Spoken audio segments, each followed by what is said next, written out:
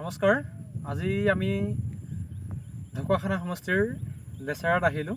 লেচাৰাত আমি relief distribution camp এটা সৰুকৈ কৰিছোঁ।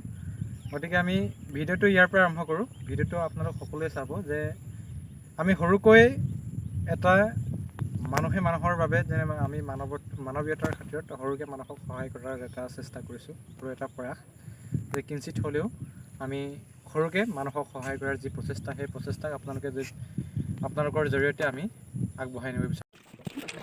আৰু আমাৰ লগৰসকলে খুব এনেধৰণে কষ্ট কৰি খাদ্য সামগ্ৰীবিলাক পানীৰ মাজেৰে নাৱেৰে লৈ গৈছিলে আৰু গাঁৱৰ পৰা ওলাই অহা মানুহবিলাকে আমাক খুব সহায় কৰিছিলে।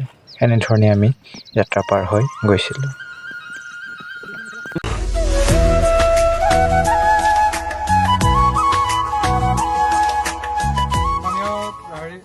লেচৰা গাঁৱৰ সমূহ নিবাসীলৈ আন্তৰিক অভিনন্দন জনাইছোঁ।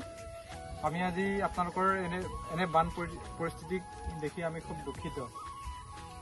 তাকে আমি আমাৰ কেইজনমান ব্যক্তিয়ে একগোট হৈ আপোনালোকৰ মাজত আমি ক্ষুদ্ৰতম এটা ৰিলিফ ডিষ্ট্ৰিবিউশ্যন কেম্প কৰিব আহিছোঁ। সমগ্ৰ অসমৰ যিটো ঠাইত আমি যিমান পাৰোঁ আমাৰ কাৰ্য পৰিমাণে আমি চবকে সহায় কৰিবলৈ চেষ্টা কৰি আছোঁ। এটা সৰুকৈ কিবা এটা লৈ আনিছোঁ, আপোনালোকে ইয়াতে সন্তুষ্ট হ'ব। আৰু ভৱিষ্যতলৈ যদি আপোনালোকৰ মাজত পশুধনৰ যিটো ভেটেনাৰী যে গৰু ছাগলীৰ যদি বেমাৰ হয়, আমি কোনো NGO নহয় বা চৰকাৰী গোটৰ পৰা অহা নাই। যদি আপোনালোকৰ গৰু ছাগলীৰ কিবা বেমাৰ হয়, আমাৰ ভাল চিকিৎসক আছে, ভেটেনাৰী চিকিৎসক, তেখেতসকলক আমি ৰিকুৱেষ্ট কৰি আপোনালোকৰ মাজত এটা ভাল কেম্প দিয়াবলৈ আমি চেষ্টা কৰিম।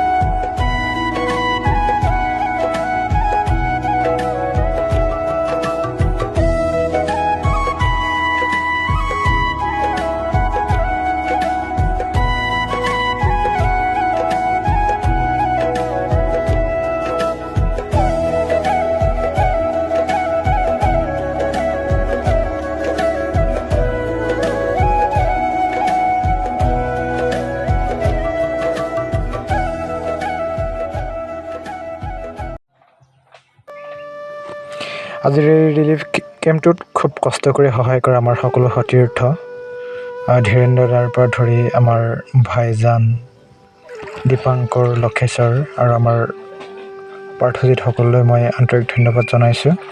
লগতে আমাক এই কেম্পত সাফল্যমণ্ডিত কৰি তোলা আমাৰ খুব প্ৰিয় যুৱ ব্যৱসায়ী, আমাৰ মানৱ দৰদী নেতা আমাৰ ওম প্ৰকাশ দালৈ মই আন্তৰিক ধন্যবাদ জনোৱাৰ লগতে আমাক সহায় কৰা পংকজ দা, আমাৰ দেৱজিৎ কুটুম দা আৰু সকলোলৈ মই আন্তৰিক ধন্যবাদ জনাইছোঁ। আৰু ইমানতে ভিডিঅ' মই সামৰণি মাৰিছোঁ। ধন্যবাদ।